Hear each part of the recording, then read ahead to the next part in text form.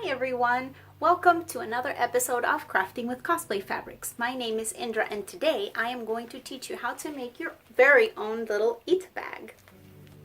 Okay, so first of all, materials. Let's talk about these.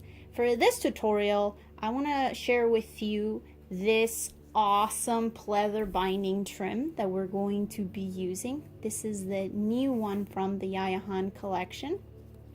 And for our main fabrics, we're going to be using the original oil slick and the cosplay carbon fiber, also from the JoAnn collection. We're also going to be needing some clear vinyl. We're going to be needing a measuring tape, or if you want to use a ruler, that works too. Also a zipper. This one is about 9 inches. Some straight pins, scissors, marking tool. I'm just using a silver Sharpie for this. Xerox paper, this is about 8.5 by 11, and of course craft foam. We're also going to be using these office clips, needle and thread, or your sewing machine. And if you're using your sewing machine, then I recommend using a walking foot. However, you can also use a Teflon foot. This is because of the kind of fabrics that we're going to be using. We're also going to be needing an iron and a pressing cloth. Okay, so the first thing that we're going to do is cut all of our fabric and craft foam. As you can see, I've already gone ahead and done that. So I want to show you that basically what I am using is just the Xerox paper as a measuring tool. This is going to be my pattern of sorts. However, you can choose to do this any size that you want to. I just felt this was super easy as far as a tutorial goes. So what I've just done is just basically use this to cut out my one piece of the clear vinyl. I cut out 2 of the oil slick and 4 of the carbon fiber. So the next step is going to be drafting our front piece. So what I want to do is measure 3 inches on the paper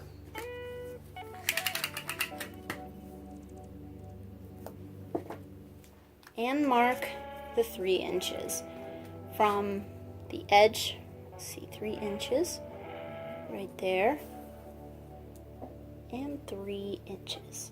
Doesn't have to be perfect, you guys know how this goes. And what I'm gonna do is just fold right on those, and making sure that these sides are straight so that I know that I am folding a straight line. And I'm just using this as sort of a guide. And then I'm going to fold this in half, hot dog style. And we're going to be using this lower space as the front piece of our purse. So the reason why I'm folding it in half is because I want to cut out a heart. However, I think it's easier to get it symmetrical if I only cut it out just one side. So I'm just gonna kind of draw one. Doesn't have to be perfect. And I want to make sure I also leave some space below and some space on the sides, because I do want to take into consideration the sewing allowances. So let's see if we can maybe make it a little bit more, maybe like that. Okay, so once you get it to how you like it, then we're gonna cut this out.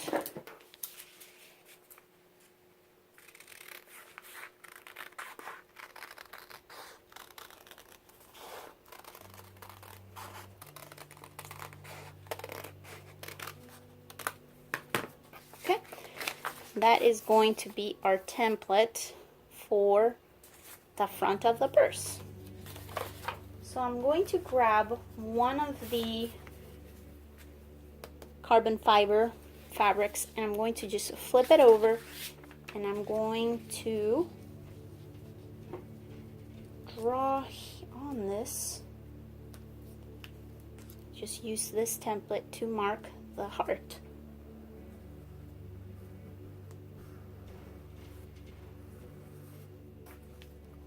Okay, so once I have that done, I'm gonna grab my clear vinyl, just put it right over it, and I'm going to pin it in place, and what I want to do is sew right on that line. Once you have the heart sewn in, what I'm going to then do is cut off all of the excess vinyl from the back, and then from the front cut out the heart from the inside piece, and just be very careful and very patient with it so that you get as clean of a cut as possible. Try not to get too close to the edge because you don't want that fabric to actually like rip off from the actual stitch that you did. So once that's done and you're happy with it and everything, again, don't worry if it's not perfect. It's supposed to be this fun thing that we're doing. So after this, you can go ahead and press this, and the next thing that we'll do is add a zipper to the second carbon fiber sheet that we have. So what I'm going to do is measure about 2 inches from the side and mark it, and I'm trying to mark it right on the right side of the fabric. Okay, and 2 inches. So once I have these marked, then I'm gonna go ahead and put my zipper right on top, and because it's an exposed zipper, it's okay. So you can either choose if you're right-handed or left-handed, whatever direction you prefer, it doesn't matter. I'll do it this way since it might be easier for me. So I'm lining up the edge with the little top of the marker that I did, and I'm making sure that I'm leaving a seam allowance on from the tab because I'll be using my sewing machine, so I don't want that to go through my sewing machine. So because it's an exposed zipper, I'm just gonna go ahead and sew right at the top, right on it, and I'll show you a quick way to do these types of exposed zippers. So I'm gonna go ahead and pin it and then sew it, and sewn the zipper on. And I wanted to show you, if you don't have a zipper foot, which is totally okay, a little trick that I do is I actually start sewing off the top of the zipper. I actually start like maybe around here, and I'll sew all the way down, and I'll do the same like bottom up and stop about like right there, and then I'll lower the zipper a little bit and then just finish sewing off that like top portion, because then that way I'll get an even stitch and I don't have to worry about that little zipper head. So now that we have that sewn in place, I'm going to flip it over and I'm going to cut the fabric like right in the middle.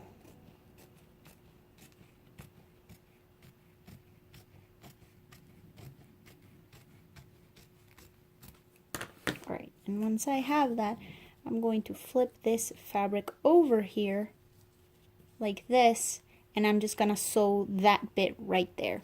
If you want to, you can also do a little bit of a double flipping it and zigzagging it if you want like something a little bit cleaner, but I'm not too worried because a lot of these parts are, you won't even see them, so totally up to you. So I'm gonna go ahead and do that and sew it. Okay, so I've gone ahead and finished doing the back of that. Nice it looks. And then I've gone ahead and pressed both my front piece and the zipped up piece. As you can see, it got rid of a lot of the puckering that was going on. So if you see that happening while sewing this fabric, don't sweat it. That's completely normal. That's why I always recommend pressing your fabric whenever you're working on any project. So next thing is I'm gonna line these up and I'm gonna sew around, and I'm gonna leave the bottom open. That way I can flip the fabric over and then sew it shut. So I sewed both of my pieces together. However, I decided to sew it in a little bit more because I wanted my bag to be just a little bit smaller. I'll show you the size difference, like between just the paper. So as you can see, I just sewed in a little bit more, and I cut off all the excess. So next thing I'm going to do is cut the corners, and I will flip it over. I did want to mention that because I did sew it in a little bit more, that meant that part of the zipper, like the ends of the zipper, would have had to be clipped off, and I don't want my zipper to just like fall right off. So what I decided to do was just put some extra securing by just zigzagging. Let's see if you can see that. Right on the end, right there, just to give it some extra securing. Once we sew the whole thing, that won't be a problem, but just to be safe. So I'm gonna go ahead and flip this over. Cool. So that is the first part.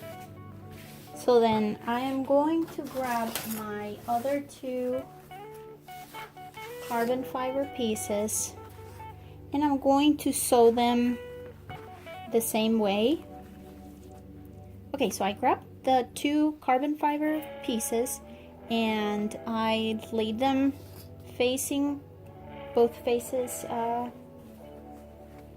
together, and then I grabbed the finished piece that I made, the front piece, and I'm just kind of using it as a guide so that I can mark how I want it, since I want it to be the same size as this. As you can see, I kind of measured around. I also grabbed the trim and measured how long I wanted this to be. This is going to be used as the shoulder strap for the bag, so make sure that you have it to the length that you want it, and then just go ahead and press that with the iron and pressing cloth.